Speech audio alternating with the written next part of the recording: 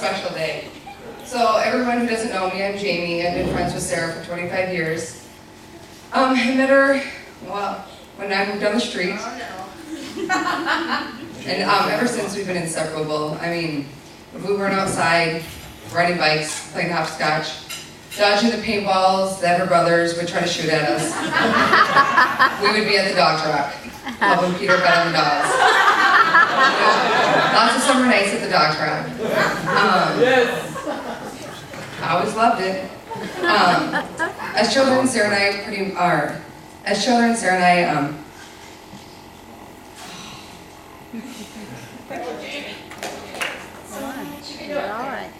Sarah and I have shared lots of memories together. Lots of them I can't speak of because my daughter's here, and I don't want to give her any bad ideas.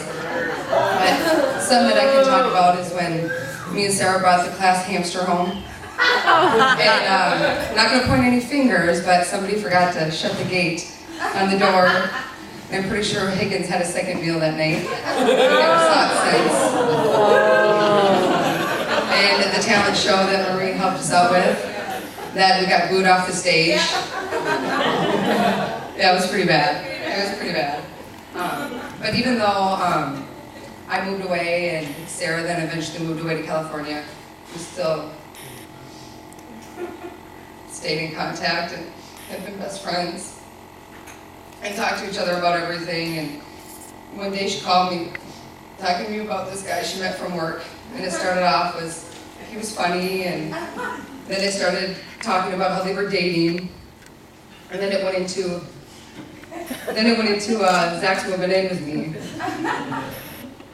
Yeah, that guy.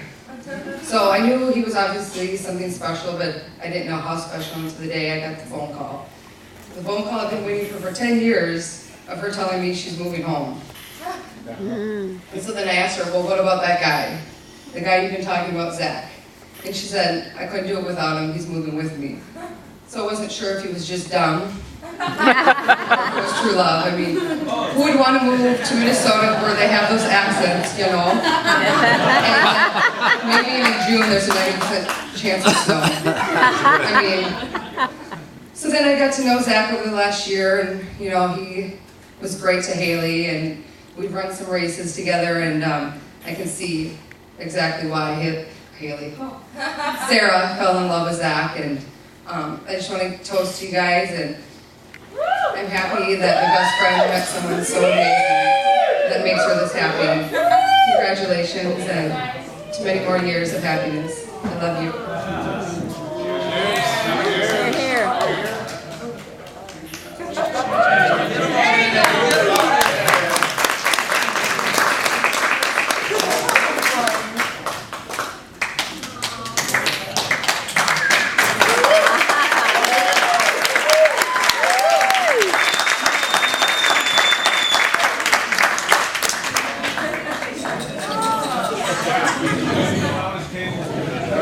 Nice job, Jamie. For those of you that may not know me, my name is Chris. I'm Sarah's eldest brother, and I'd like to start out by thanking Sarah and Zach for the honor of asking me to be the best man in their wedding. I'd like to comment a little bit on the fact that we had such a beautiful day for the wedding. Standing sort of at the altar with Sarah, with the the ocean behind us crashing, and the sun setting in the background, and the temperature being absolutely perfect, really sort of set the night in a little bit of a really beautiful frame. I think that Zach was probably a little surprised at the fact that the weather was so nice today, because I've heard him comment on a number of occasions that it'll be a cold day in hell on the day that he gets married. They say that the worst part of the wedding day for the groom is the best man's speech. And I probably tend to believe that that's true, but also I believe that the worst part of the night, or of the wedding day, for the bride, it comes much later on that evening.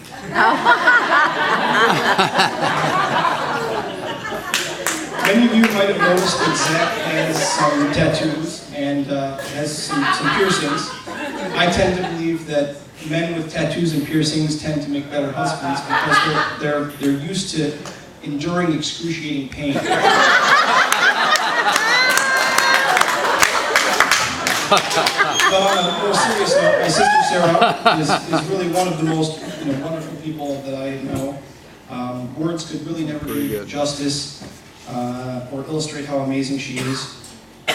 She is probably one of the most loving and sincere people that I've had the privilege of involving in my life. She's honestly the light of our family and brings just sort of a breath of fresh air to any room that she ever enters.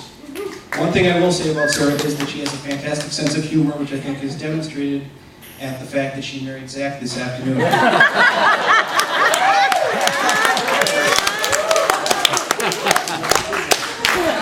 So, Zach and I have gotten to know each other fairly well over the last couple of years, and one of the things that he and I like to do is exercise. And so Zach is a fairly strong, fit guy, but he doesn't like to run a lot, and I like to run a lot. So one day I invited Zach over to my home, and he came over, and we decided to go for a run. And I had just gotten a new GPS watch that tells exactly how far you're going to run, or how far you have run. So we started out, and I was kind of into the run a little bit, and before you know it, I looked down at my watch, and we were 4 miles in. And I looked back, and Zach was a couple blocks behind me. So I ran back to him, and I checked in with him, and I'm like, okay, are you doing okay? Do you need to stop? Should we walk? And true to form, Zach gave me the thumbs up signal and told me that he wanted to persevere on. So we kept running, and I got into the song I was listening to, and it was a nice day, and before you know it, we're 7 miles in. And I look back, and Zach's probably 4 blocks behind me. So I run back, check in with him again, and he's a little tired, and he's sweating. But I ask him if he wants to walk, or if he wants to turn back and take the short route home.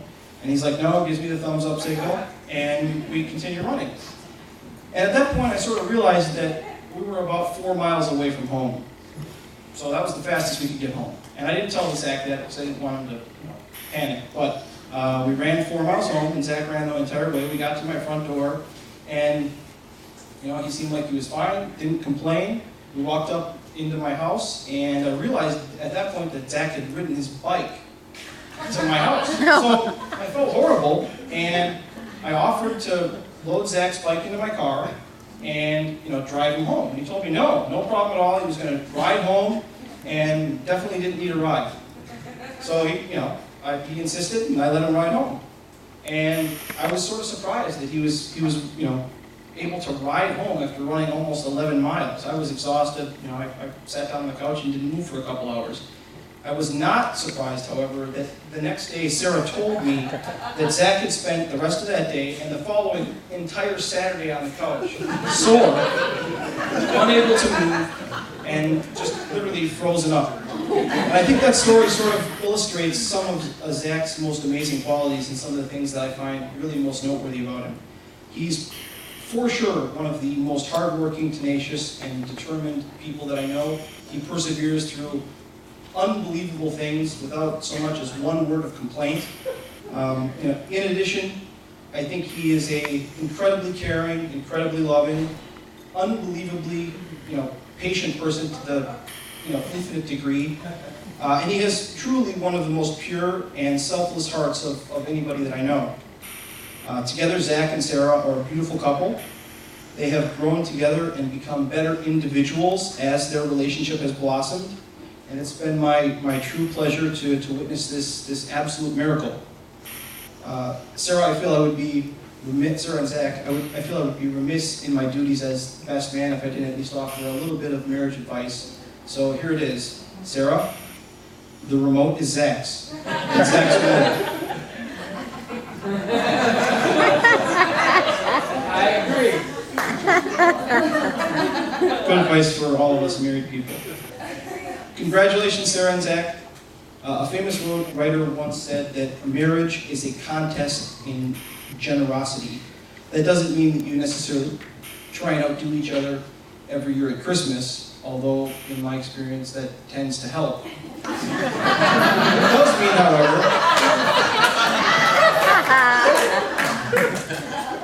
does mean, however, that when you get to those crunch times in life, when your every instinct says take, be generous, give instead. When you are certain you are right, be generous and give your partner the benefit of the doubt. I would genuinely like to wish the bride and groom all the very best from all of us. Look after yourselves, and more importantly, look after each other. Please raise your glasses to Sarah and Zach. Oops, sorry.